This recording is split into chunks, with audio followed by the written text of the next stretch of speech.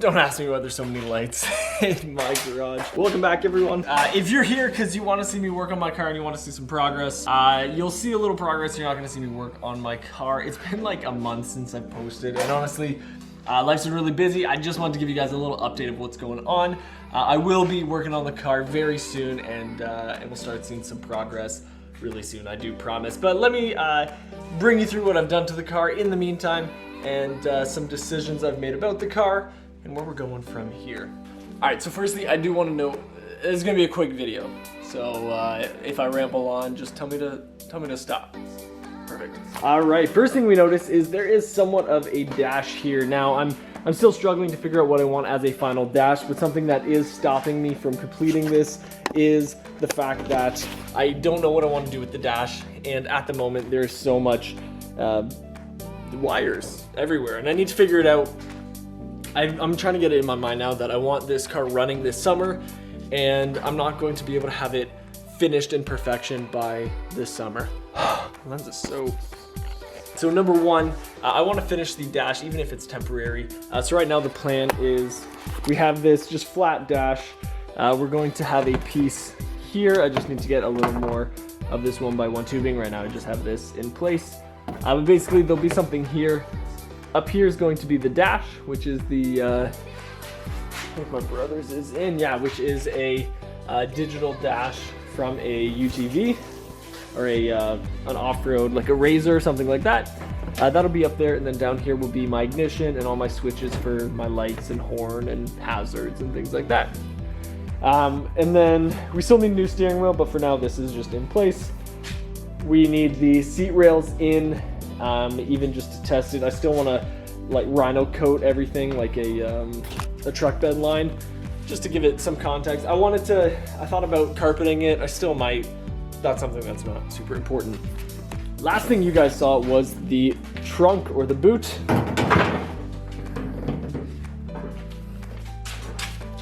Clean that here.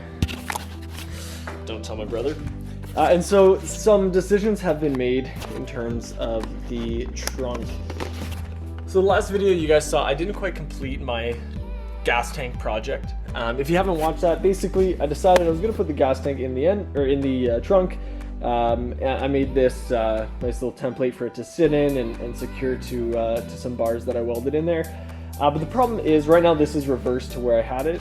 The fill neck, which is this long guy, was right down here, and it wasn't really giving me a proper angle to be able to fill it. And so I figured even if I turned it around, I might be able to route it from here up to here. But even then, there's problems with like it fitting. You can't really see, but it fitting back here. And so I think I've decided I'm gonna use this for testing to get it going, but eventually, inevitably, it's just gonna be a fuel cell, and I'll just have to kind of figure it out. So the next couple steps I'm looking at, this is figured out for the moment, but probably going to be changed. Interior is figured out for the moment, probably going to be changed. I also need more metal so that I can skin this so that it's not all open, since that is not only my center console, but also my transmission tunnel. I don't want this thing blowing up on me and it being right there. As well, this is just a trial drive shaft. It is just welded together, shortened to the length that I need. I will have a proper one made once the car is ready to go. In terms of the engine bay, there's just a couple things we actually need. Everything's pretty well sorted in here. Number one, we need to figure out where to put the overflow tank for the radiator. The radiator has to be filled. I'm also not sure about this corrugated tubing here. I've read mixed reviews on it. The reason I had to use it is for this radiator. If you saw that video, I had to angle it. That's why we cut out the front of the car. So if you can see, it's kind of on an angle. And the reason being was the steering rack was getting in the way of where the in and out were. So I had to use this corrugated tubing as I trip over all my brake parts. As I need to get this tubing in, down, around, all the way over to here. So for now, this is what we're using. I might find, now that I know the shape I need, I might just find some rubber tubing and connect it all and do it that way. But for now, that's it. So really, like I said, we need to fill it, We need to connect fuel lines, brake lines, and I need to create headers and an exhaust. Those are the main things in here. Everything else is done. The motor's rebuilt. We know that it at least fires up. We don't know how well it actually runs. All our electronics are in. We do need to lengthen, where are we at here? We do need to lengthen the MAF sensor because, well, it needs to go there and it's here. We need to lengthen it about a good 12 to 18 inches, but that's not the end of the world either. So that's kind of where we're at. I'm looking at wheels right now. As you can see, I have this ridiculous wheel in here. This is a tire, an old tire from a car. I think it's a, where are we at here? Yeah, it's a 18-inch rim. It's a 225/40 R18. So obviously it's way bigger than I would use. But there's some wheels I'm looking at from a Mini Cooper that are 16-inch wheels that will be kind of close to this size, obviously smaller. And I think they're going to be too big, so I'm kind of debating them. But we are looking at some wheels and figuring that stuff out. And then I need to finish up the brakes. But to get this running, fuel tank, I'm just going to secure and leave where it's at for now. Fuel lines, brake lines, headers, fill the radiator, mount the seat down, finish somewhat of a temporary dash, and then we're ready to roll. I do need to put the car back together. As you can see, we don't have doors or a windshield or a hood or a boot lid, a trunk lid, but all that will be put back on, and hopefully we can do at least a little test run just to see if it runs just around the block, and then we have to go through the whole like getting it safetied and all that kind of stuff. So again, sorry that this wasn't very action-packed, but hopefully you saw something new and maybe you have some suggestions for me. This build really is, I don't know what I'm doing. I'm, you know, as I go, I figure some things out, and so your guys's, you know, the input that you guys have on these videos and on Instagram, which if you don't follow me on Instagram, you definitely should. There's way more updates there than on YouTube. But it's just, you know, I really respect all of your opinions, and every comment that is sent to me, I really look into, or I've looked into already, and I kind of explain that. So, you know, in terms of the build going forward, you could be a part of this.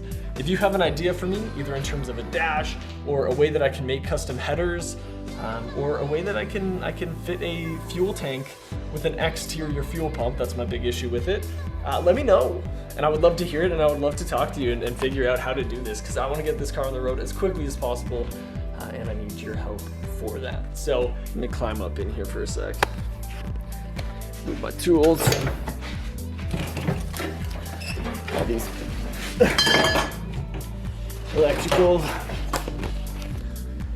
All right, I'm in here. And the one thing everyone keeps asking about, which I've explained so many times, everyone who's done a Miata engine in a Midget, which isn't many people, but you know, there's a good number of us, everyone's concern is this guy right here.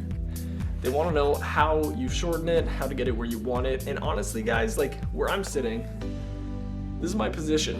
My arm's super comfortable right now.